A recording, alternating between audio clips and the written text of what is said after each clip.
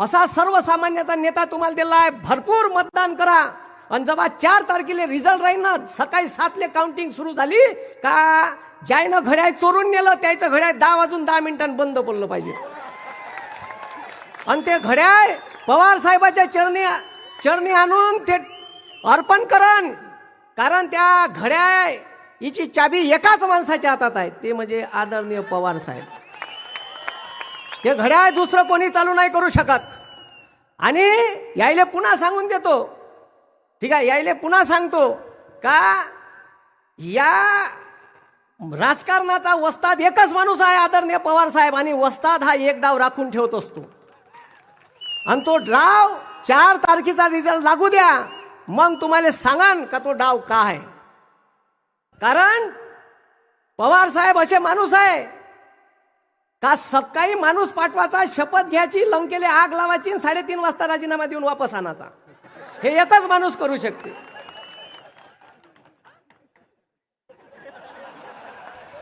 आदरणीय महाराष्ट्रातल्या लाखो करोडो विद्यार्थ्यांचे लाडके सर कराळे मास्तर, जोरदार टाळ्या कराळे मास्तरांचं. ऐतिहासिक नगर शहरात या संविधान अभ्यासक शिक्षकाचं आम्ही स्वागत करतो आहोत. ज्या मायमाऊलीच्या उदरात या स्वराज्याचा सूर्य जन्मला, अशा राजमाता राष्ट्रमाता जिजाऊ, स्वराज्याचे संस्थापक छत्रपती शिवाजी महाराज, स्वराज्य रक्षक छत्रपती संभाजी महाराज, ज्या माणसाने माणसाला माणूस म्हणून जगण्याचा अधिकार दिला, असे भारतीय राज्यघटनेचे शिल्पकार डॉक्टर बाबासाहेब आंबेडकर, जगद्गुरू तुकाराम महाराज, राष्ट्रसंत तुकडोजी महाराज, कर्मयोगी गाडगे महाराज, तमाम महापुरुषांना वंदन करतो. विचार मंचावर उपस्थित असणारे आदरणीय पवार साहेब, आदरणीय राऊत साहेब, आदरणीय थोरात साहेब, आदरणीय रोहितदादा पवार, महाराष्ट्राचे माजी गृहमंत्री माजी अनिल बाबूजी देशमुख, आणि ही सभा ज्यांच्या प्रचारार्थ आयोजित करण्यात आले असे महाविकास आघाडी आणि इंडिया अलायन्सचे उमेदवार निलेशदादा लंके, पैलवान चंद्रहारदादा पाटील, नगरचे NCP अध्यक्ष राजेंद्रदादा फायके, माजी आमदार दादाभाऊ कळमकर, उपस्थित विचारमंचावरील सर्व महाविकास आघाडीचे पदाधिकारी आणि सर्व नगरकर यांना मी वंदन करतो. आणि वेळ फार कमी आहे, मी थोडक्यात आटपवतो. बरेच लोक वक्ते बोलायचे आहे. आमच्या दाढीवाल्याने एक नारा दिला, अबकी बार 400 पार. आता ते 400 पार कायचे होय त्या दाढीवाल्यानं सांगितलं नाही आहे. हे समजून घ्या का तो जर चोट्टा सत्तेत आला तर तो तुमची DAPची बॅग 400 पार नेणार आहे, तुमचं पेट्रोल डिझेल 400 पार नेणार आहे. आणि त्याला जर जाग्यावर बसवायचं आहे तर येणाऱ्या निवडणुकीत निलेश दादा लंके यांच्या तुतारी या चिन्हासमोरचं बटन दाबून जास्तीत जास्त मतानं विजयी करा. याने एक नारा दिला आमच्या देशात या आया बहिणींच्या शिक्षणासाठी, बेटी बचाव आणि बेटी पढाव. इतका ढोंगी आहे या का त्या मणिपूरमध्ये जाती जातीत भांडणं लावले. 2 महिने झाली दंगल पेटली. ह्या त्या दंगलीवर बोलून नाही राहिला. आणि ह्या बोलून काय राहिला दाढीवाला, इस्रायल पॅलेस्टाईन विवाद. दुसरा तो चर्चा तिथं फोन केला म्हणते मी, कुठं, रशियाच्या पंतप्रधानाले पुतीनले. युद्ध थांबवलं 1 दिवसासाठी, भारतातले लोक बोलावले. एवढा डेरिंग याचं, याच्या म्हणण्यानं युद्ध थांबते. आणि तो चर्चा त्याच्यावर करून राहिला. 57 दिवसानं बोलला ह्या मोजून मणिपूरवर 36 मिनिट, 36 सेकंद. अरे तिथं 2 महिने इंटरनेट बंद होतं. त्या स्त्रीची नग्न धिंड निघाली. इंटरनेट चालू झाल्यावर तिचा व्हिडिओ व्हायरल झाला. जर तुम्हाला तुमच्या आया बहिण्यांची नग्न धिंड काढणारा भारत पाहिजे असेल तर त्या दाढीवाल्याला मतदान करजा, नाही तर महाविकास आघाडीला इंडिया अलायन्सच्या एक उमेदवाराला सक्षम करा आणि त्याला निवडून आणा. इतकं बदमाश आहे. अरे याची हद्द केव्हा पार झाली का या देशाचं नाव जगात रोशन करणाऱ्या, ऑलिम्पिक मेडल मिळवून देणाऱ्या या देशाच्या खेळाडू म्हणते का आमच्यावर या ब्रिजभूषणनं लैंगिक अत्याचार केला. त्याले तर पार्टीतून तर काढलाच नाही, त्याले कुस्ती महासंघाच्या अध्यक्षपदावर तसाच ठेवला यायनं. ठेवला का नाही ठेवला? आणि म्हणजे हे देशावर त्यानं आंदोलन केलं 26 जानेवारीला, त्याले पोलीसवाल्यानं वरून आदेश आले, मारलं त्यास. म्हणजे गोल्ड मेडल मिळवून देणाऱ्या लोकायले त्यानं जेव्हा अर्जुन पुरस्कार वापस केला तेव्हा सरकारले जाग आली आणि त्याला पदावरून काढलं. आणि बरं निवडून कोणाला दिलं? त्याच्या सोबत्याला दिलं, कुस्ती महासंघाच्या अध्यक्षपदी. इतके बदमाश आहे. आणि आता त्याच्या पोराले खासदारकीची सीट दिली. अरे शेतकऱ्याची तूर एक वेळा 12,000 गेली तर यानं इजी तोरून अकातल्यासारखी तुरीची दाय बोलावली. त्याला माप नाही, दंड नाही. शेतकऱ्याचा विचार करते का हे पहा तुम्ही. आणि ते तुरीची दाय खपली नाही, तुरीचे भाव 4,000वर आले तर ते कंट्रोलले भोगदाड पडलेली घुबड्यानं टोचलेली दाय साल्यानं कंट्रोलले इकली 32 रुपये किलोनं. इकली का नाही इकली? इकली का नाही इकली? 2021 कास्तकाराचं सोयाबीन गेलं होतं 11-12 हजाराले. डिसेंबर महिन्यापासून सोयाबीन वाढून राहिलं होतं. ऐन ऑगस्ट महिन्यात त्या अमेरिकेतून 12 लाख टन सोयाबीनची डीओसी ढेप बोलावली. आणि त्या सोयाबीनचे भाव पाडले. ऐन तोंडात घास आणणारा शेतकऱ्याचा हिसकावून घेतला यानं. हे शेतकऱ्याचं कैवारी आहे. अरे लुटून खाल्लाय ना देश. 538 रुपये डीएपीची बॅग होती, 1350 केली. पेट्रोल डिझेलचे भाव आकाशाला भिडून गेले, खर्च वाढून गेला. फवाऱ्याच्या औषधावर जीएसटी लावली. मग तुम्ही विचार करा, हे सरकार शेतकऱ्याच्या हिताचं आहे का? गुजरातचा कांदा निर्यात करायला परवानगी दिली 2000 मेट्रिक टन पांढरा कांदा. आणि इथं कांदा उत्पादक शेतकरी आहे, महाराष्ट्राचा कांदा निर्यात नाही होणार म्हणते. सांगा. आणि निर्यात आता परवानगी दिली तर त्याच्यावर एवढे निर्बंध लागले का कांदा निर्यातच नाही झाला पाहिजे ना, शेतकरी उभ्यानं मेला पाहिजे. इथं नगरमध्ये आता मी काही गावात फिरलो, 7 तारखेला फिरलो. एक जाधव नावाचा शेतकरी भरला. तो म्हणे मी हार्वेस्टर घेतलं म्हणे. सरकारनं सांगितलं का जवळपास 1.5 का 1.25 करोड रुपयाची मशीन आहे ते ऊसाचा हार्वेस्टरची. त्याच्यावर 40 लाख सबसिडी होती म्हणे. हे विखे पाटील ते मंत्रालयाचे मंत्री आहे असं त्याने मला सांगितलं. तर म्हणे आम्ही ते सबसिडी मिळवण्यासाठी मंत्रालयाच्या एरझऱ्या मारल्या पण सबसिडी नाही दिली म्हणे. काही शेतकरी आहे ना तर 4-4, 5 लाख रुपये त्याला फिरवती दिली म्हणे. म्हणजे घुस चालली तरी त्याची सबसिडी कॅन्सल केली.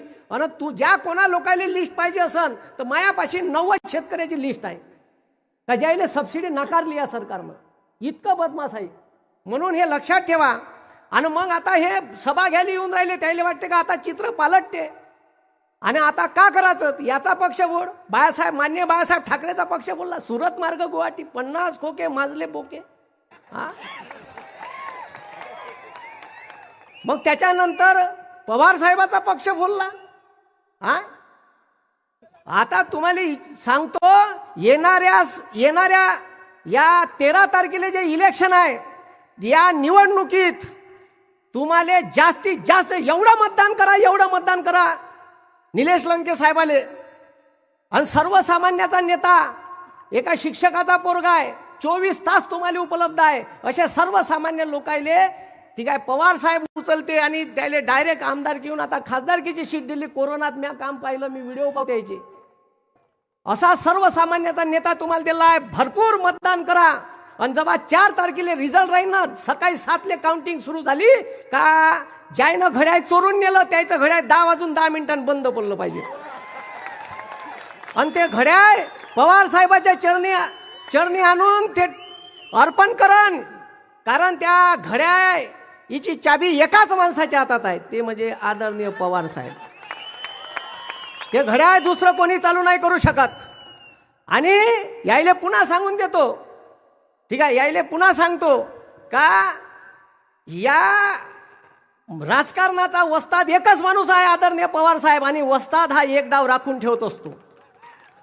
आणि तो डाव 4 तारखेचा रिझल्ट लागू द्या, मग तुम्हाला सांगान का तो डाव का आहे. कारण पवार साहेब असे माणूस आहे का सकाळी माणूस पाठवायचा, शपथ घ्यायची, लंकेला आग लावायची, 3:30 वाजता राजीनामा देऊन वापस आणायचा. हे एकच माणूस करू शकते.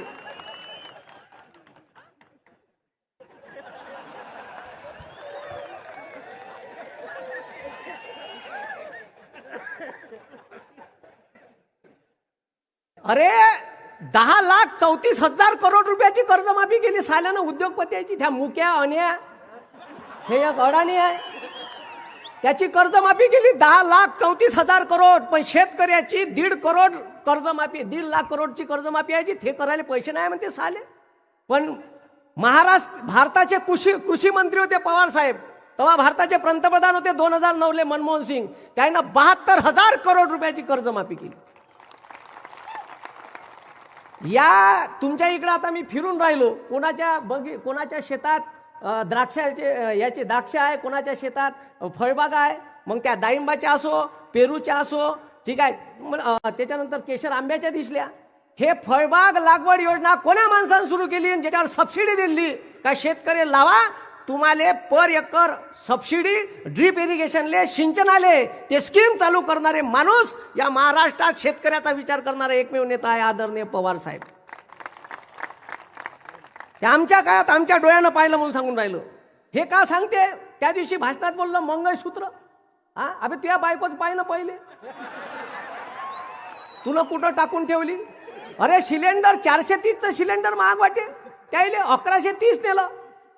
अजी त्याला का महागाई समजायची, ज्यानं बायको टाकली जायना. काही मुख्यमंत्री असे आहे का भव्य कपडे घालून बसले, लेकरच नाही तर त्याला महागाई का भेंड समजणार आहे. अरे बरोबर आहे का नाही. आम्हाला विचारा, आमचे लेकर आहे, प्रपंच आहे, महागाईचे चटके आम्हाला समजते. तुम्ही बायका टाकल्या आहेत, तुम्हाला का भेंड समजणार आहे महागाई महागाई. हा म्हणजे खतरनाक आहे हे. आता जे विखे पाटलाचं पोरग इथं रेडीमेड आणून ठेवलाय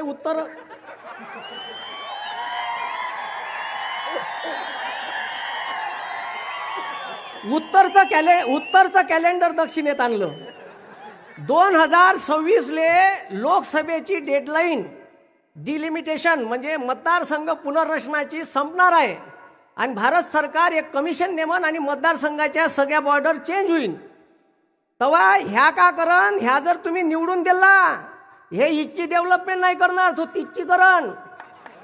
कारण ते पार्सल तिथं वापस जाणार आहे डबल. आता राखीव आहे म्हणून ते इकडे उडी मारलं त्यानं, समजलं का. म्हणून हे समजून घ्या, मी तुम्हाला सांगून राहिलो. म्हणून येणाऱ्या निवडणुकीत ठीक आहे. आणि एक सायन्समध्ये एक कॉन्सेप्ट आहे, त्याला इन्फ्लुएन्स मॅग्नेटिझम म्हणते. मग आता हे पक्ष फोडाफाडी केली. आता अजित पवार साहेबाला असं वाटून राहिलं असन का आपणच शरद पवार आहे का. तर ते इन्फ्लुएन्स मॅग्नेटिझम म्हणजे जर तुम्ही मॅग्नेट घेतलं लोह चुंबक, तर त्याला जर टाचण्या लावल्या तर पहिली टाचणी चिपकते, दुसरी टाचणी म्हणजे एकाला एक टाचण्या चिपकते. तर त्याला असं वाटून राहिलं का पवार साहेबाच्या सानिध्यात आहे का मीच मॅग्नेट झालो का. तर त्या ज्या टाचण्या चिपकते त्याच्यातला एक भाग ते घड्याळ चोरून नेणारी आहे. म्हणजे तुम्हाला समजून घ्या कन्सेप्ट काय आहे. तर राजकारणात अजित पवार साहेबांचा आणलं कोण, तर पवार साहेबांचा ठीक आहे करंगई धरून येणारे हे माणसं आहे. यायले महाराष्ट्रात आमदार केले, खासदार केले, असे लय लोक, म्हणजे लहान लहान लोक पवार साहेबांवर टीका करून राहिले. तुमची अवकात नाही आहे सालेव. अरे त्या माणसाचं किती मोठं योगदान आहे आणि तुम्ही का बोलून राहिले. म्हणून हे जे सरकार आहे, या सरकारनं शेतकऱ्याचा विचार नाही केला. एक अग्निवीर सारखी स्कीम आणली. अरे तलाठीची भरती होती 1000 रुपये फी. अबे कलेक्टर 100 रुपयात होते भारतात, तुम्ही तलाठी बनवायची फी 1000 रुपये आकारून राहिले. आम्ही सांगून पिसाळून गेलो यायले. इकडं 75,000ची भरती काढली आणि इकडं महाराष्ट्रातल्या 238 वेगवेगळ्या क्षेत्रातल्या यायनं नोकऱ्या 238 क्लास 2 क्लास 3च्या पोस्ट ठीक आहे कॉन्ट्रॅक्ट भरतीचा GR काढला आणि प्रायव्हेटायझेशन करून टाकल्या. मला समजलं, मी आंदोलन केलं त्या वर्दीत आणि दुकानं टाकले. मोदी चायवाला, बेरोजगार पकोडा सेंटर, त्याच्याच भाषेत त्याला थोपकारात आणली. 8 दिवसात GR साल्यानं मग मागं घेतला. अशा आगुटत नाही. म्हणून माय म्हणणं एवढंच आहे, इंग्लिश बोलणारा खासदार आहे. इंग्लिश बोलतेस ना फक्त का अजून काही समोर आहे. मग यायनं दिलं मला इंग्लिश बोलणारा खासदार आहे. मी म्हणलं बरं झालं, पेनार गिनार आहे का नाही तर ठीक आहे, म्हणून बोलणाराच आहे का असं विचारलं. तर अना तुम्हाला सांगतो, हे भविष्यात बीजेपीचा प्लॅन आहे का. हे उरली सुरली तिकडे गेलेली शिवसेना आणि तिकडे गेलेली घड्याळ हे खतम करायच्या माग आहे. मोजून 4 सीटा दिल्या 48 पैकी. किती सीटा? आणि अशा दिल्या का ज्या निवडून नाही येत. मग तुम्ही विचार करा आता. म्हणून येणाऱ्या निवडणुकीत आपल्याला हे समजून घ्या का आपल्याला इंडिया अलायन्सचा एक उमेदवार वाढवायचा आहे आणि 273चा संसदेचा सरकार स्थापन करण्याचा आकडा आपल्याला जादुई आकडा पार करायचा आहे. आणि तो आकडा पार करायची जबाबदारी तुमची आहे. या 84 वर्षाचा तरुण योद्धा तुमच्यासाठी या देशाचं संविधान वाचलं पाहिजे. या देशातला शेतकरी बेरोजगार युवक वाचला पाहिजे. त्याचं भवितव्य घडलं पाहिजे. म्हणून या वयात रोजच्या 3 सभा मी सोबत आहे. आज पवार साहेबाच्या 3 सभा आज आहे. त्या दिवशी बारामतीची 3री सभा होती. ऊन 43 डिग्री सेल्सिअस. आमच्या वर्धेत इलेक्शन झालं 43 डिग्री सेल्सिअस होतं. 2.5 तास पवार साहेब त्या गाडीवर मिरवणुकीत फिरले. मला कमाल वाटली. त्या फडक्यावर आपल्या टावेलवर थंड पाणी ओतत जाईन पुसत जाय चेहरा. तुम्ही विचार करा, जर 84 वर्षाचा तरुण योद्धा आपल्यासाठी एवढं करू शकते, आपण फक्त बटन दाबायची आहे की बरोबर. एवढी बटन तुम्ही येणाऱ्या 13 तारखेला दाबा आणि 4 तारखेचा रिझल्ट आपल्या बाजून लाईन. म्हणून येणाऱ्या निवडणुकीत निलेश लंके साहेब इथून खासदार म्हणून गेले पाहिजे. जनसामान्याचं नेतृत्व गेलं पाहिजे. मला इथे बोलण्यासाठी वेळ दिला त्याच्याबद्दल आयोजकांचे आभार मानतो. आणि सगळ्यांनी हात वर करा, निवडून द्यायचं का?